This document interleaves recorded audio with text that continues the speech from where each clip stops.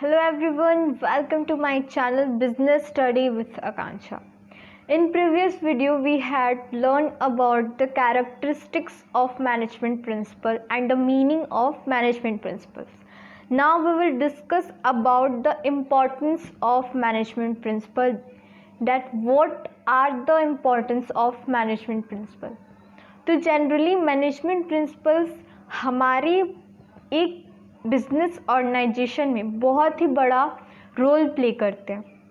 तो आइए जानते हैं कि बिजनेस में मैनेजमेंट प्रिंसिपल्स की क्या क्या इंपॉर्टेंस, उसका क्या महत्व होता है. तो पहला है हमारा providing manager with useful insight into reality. तो मैनेजमेंट प्रिंसिपल जैसे कि हमने उसके डेफिनेशन में पढ़ा था, ये क्या होता है, एक स्टेटमेंट होता है, एक गाइडलाइन होता है. तो मैनेजमेंट प्रिंसिपल क्या होता है, एक गाइडलाइन होता है कि गाइडलाइन प्रोवाइड करता है मैनेजर्स को किसी भी वर्क को करने के लिए. तो मैनेजमेंट में जो भी मैनेजर्स वर्क कर रहे रहेंगे तो वो क्या करेंगे, मैनेजमेंट प्रिंसिपल्स को जिस तरह का सिचुएशन आएगा उसमें अप्लाई करेंगे, उसमें वो देखेंगे और वो पता करेंगे कि हाँ वो अपने नॉलेज से उसको अप्लाई करेंगे, अपने एबिलिटी से उनको समझेंगे और उससे जो गलतियां होंगी मैनेजमेंट प्रिंसिपल को अप्लाई की, मान लो वो सक्सेसफुल नहीं हुआ तो आपकी पता चलेगी कि आपकी गलती कहाँ थी, कि आपने किस सिचुएशन में कैसे प्रिंसिपल को क्या किया है, यूज़ किया है, यूटिलाइज किया है. तो मैनेजमेंट प्रिंसिपल क्या करते हैं, the effect of these principle help the manager to learn from their mistakes. तो इसका मतलब यहाँ पे ये कहा गया कि मैनेजमेंट प्रिंसिपल जो होता है उसको अप्लाई करके मैनेजमेंट के जो भी मैनेजर्स है वो रियलिटी से क्या होते हैं, रियलिटी से फेस टू फेस होते हैं, मतलब उससे अवगत होते हैं सच्चाई से कि हाँ ये प्रिंसिपल सच्चाई. मान लो प्रिंसिपल ऑफ ऑर्डर है तो प्रिंसिपल ऑफ ऑर्डर को अगर वो अप्लाई करेंगे कि किस प्लेस पे, किस स्थान पे किस टूल्स को रखना है, किस चीज़ को रखना है, मतलब प्रॉपर प्लेस प्रोवाइड कर दिए तो उनका एनर्जी वेस्ट नहीं होगा और टाइम बच जाएगा. वही अगर प्रॉपर नहीं करे तो वहाँ पे उनकी क्या होगी, गलती होगी, तो उन्हें पता चलेगा. इसका मतलब वो प्रिंसिपल सिर्फ लिख के नहीं, वो उसको अप्लाई करके देखते हैं कि वो रियलिटी में हो रहा है कि नहीं. तो इसका मतलब है कि उनको रियलिटी से क्या कराता है, अवगत कराता है, फेस टू फेस कराता है मैनेजमेंट प्रिंसिपल्स. नेक्स्ट पॉइंट आता है मैनेजमेंट प्रिंसिपल में जो होते हैं वो मैनेजमेंट प्रिंसिपल क्या होता है, optimum utilization of resources. Optimum utilization of resources कैसे होता है, मैनेजमेंट प्रिंसिपल जो होता है वो हमेशा प्लान्ड और सिस्टमेटिक वे में बनाया गया है मैनेजमेंट प्रिंसिपल को, ठीक है, साइंटिफिकली बनाया गया है, सिस्टमेटिक वे में बनाया गया है.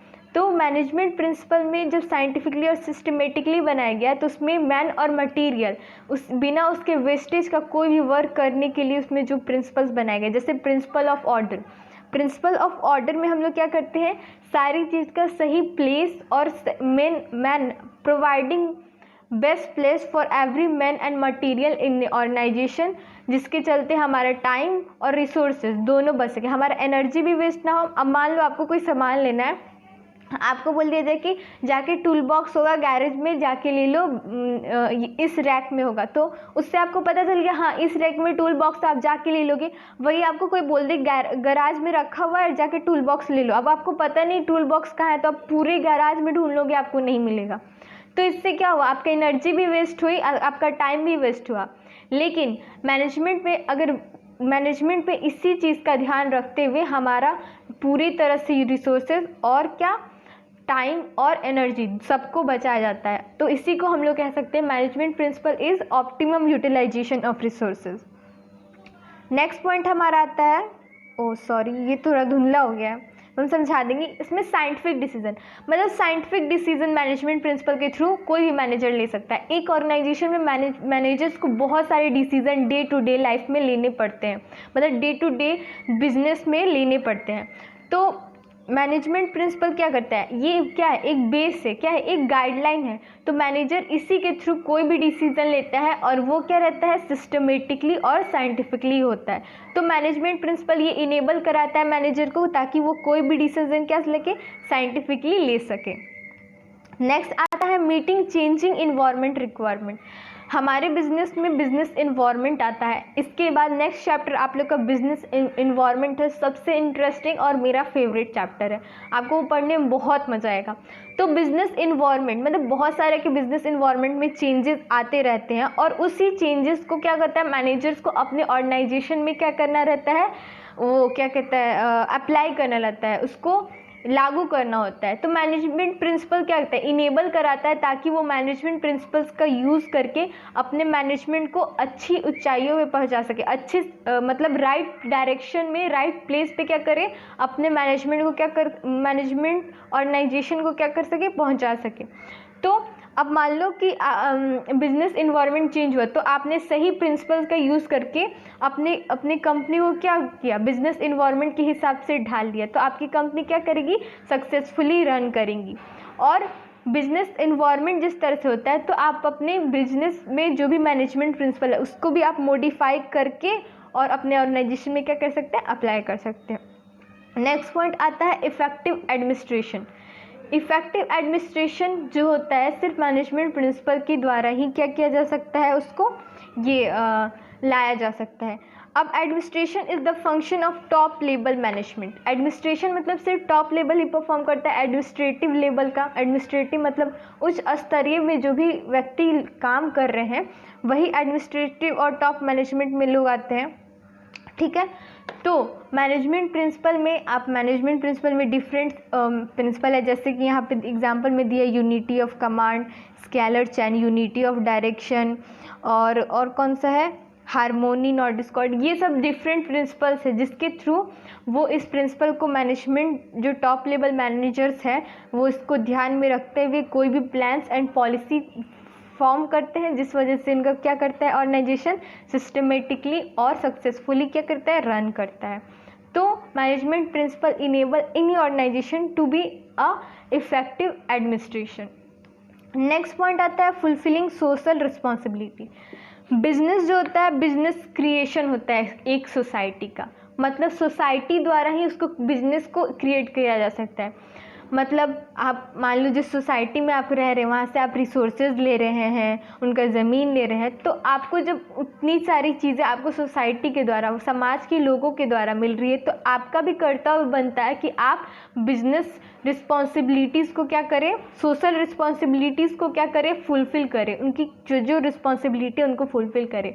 तो सोशल रिस्पॉन्सिबिलिटी आप एक मैनेजमेंट में कैसे फुलफिल करेंगे, वर्क एम्प्लॉयमेंट जनरेशन करके, जैसे कि हमने फर्स्ट चैप्टर में पढ़ा था एम्प्लॉयमेंट जनरेशन करके। अब एम्प्लॉयमेंट जनरेशन करके आप किस तरह से सोशल मैनेजमेंट प्रिंसिपल इनेबल कराता है सोशल फुलफिलिंग सोशल रिस्पॉन्सिबिलिटी, आप उनको फेयर वेजेस देंगे, अच्छे वेजेस देंगे। जब आपकी कंपनी का प्रॉफिट होगा तो एक्स्ट्रा प्रॉफिट होगा तो आप उनको बोनस प्रोवाइड करेंगे। तो इस तरह से क्या होगा, उनकी सोशल रिस्पॉन्सिबिलिटीज क्या होगी, ऑर्गेनाइजेशन की फुलफिल होगी, फेयर वेजेस आप उनको प्रोवाइड करेंगे। तो इसमें एक प्रिंसिपल आता है प्रिंसिपल ऑफ रेम्यूनरेशन, जिसके तहत आप एडिक्वेट सैलरी जितनी गवर्नमेंट के द्वारा बताई गई है उतनी आप उनको देते हैं कि नहीं। तो इस तरह से मैनेजमेंट प्रिंसिपल इनेबल कराता है fulfilling social responsibility. Social responsibility को पूरा करने में क्या मैनेजमेंट प्रिंसिपल क्या करता है, इम्पॉर्टेंट रोल निभाता है। नेक्स्ट है management training education and research. The management principle stress on scientific judgement and logical thinking. Management में जितने भी प्रिंसिपल है सबको किस तरह फॉर्म किया गया है, साइंटिफिक तरीके से फॉर्म किया गया है, उसमें उस पर एक्सपेरिमेंट ऑब्जर्वेशन के थ्रू क्या किया गया है, उसको फॉर्म किया गया है, जिसके रिजल्ट से हमारा मैनेजमेंट प्रिंसिपल क्या होता है, बेस होता है किसी भी काम को करने का।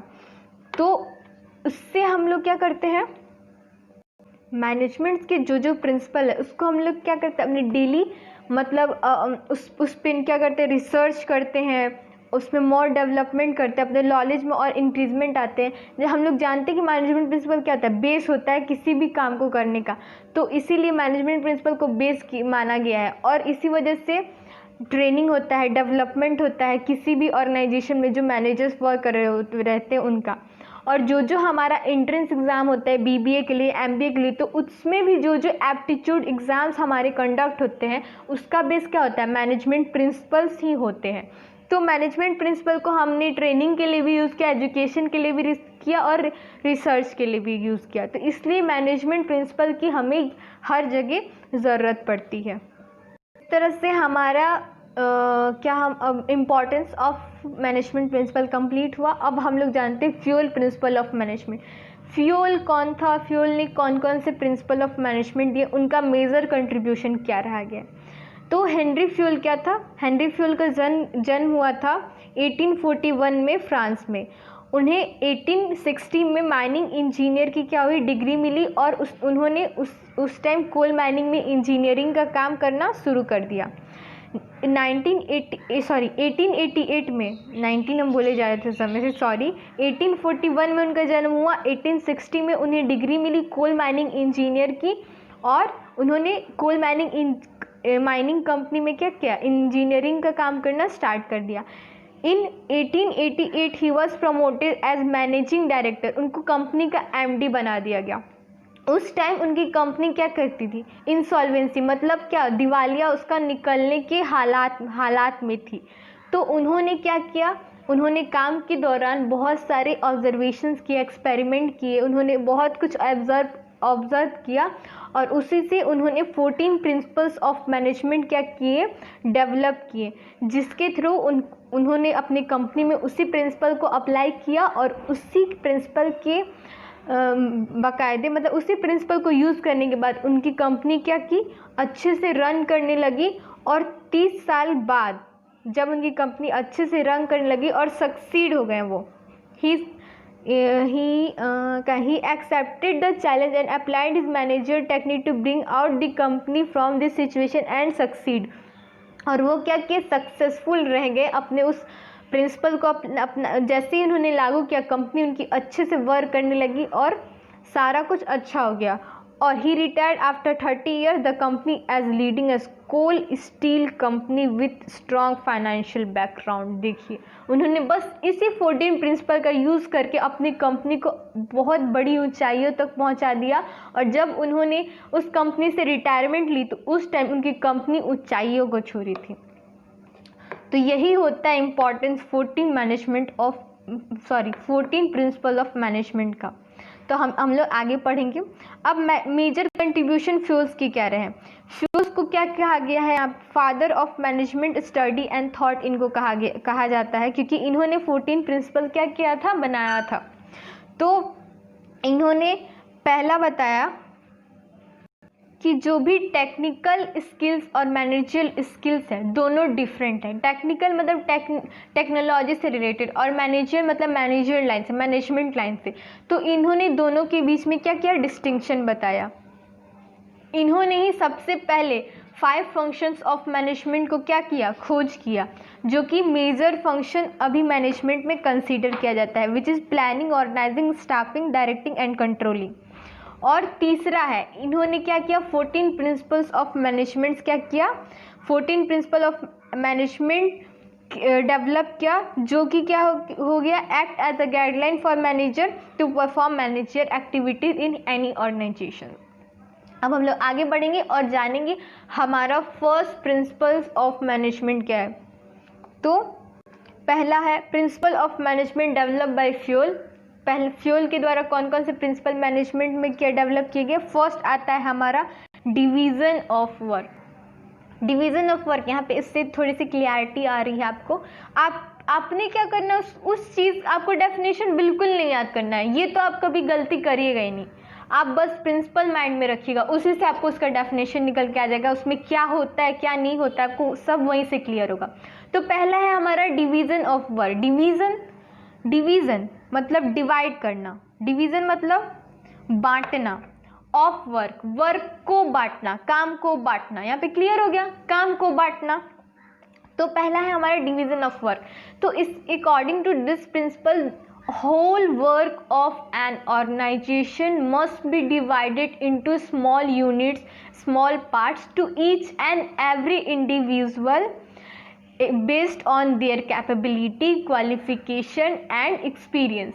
मतलब इसमें कहा गया है कि जो भी काम है एक ऑर्गेनाइजेशन में हर व्यक्ति को उसको छोटे छोटे यूनिट में डिवाइड किया जाए, उनके क्वालिफिकेशन को देख के, उनके उनके एक्सपीरियंस को देख के, उनके क्या क्या देख के, कैपेबिलिटी को देख के सारे को डिवाइड किया जाए। ठीक है, तो इससे क्या एक होगा, मदद मिलेगा, उनको मदद मिलेगा कि जो काम होगा वो जल्दी होगा, सिस्टमेटिकली होगा और इफ़ेक्टिवली और इफ़िशिएंटली होगा, और किसी पे भी कोई काम का क्या होगा, बर्डन नहीं होगा।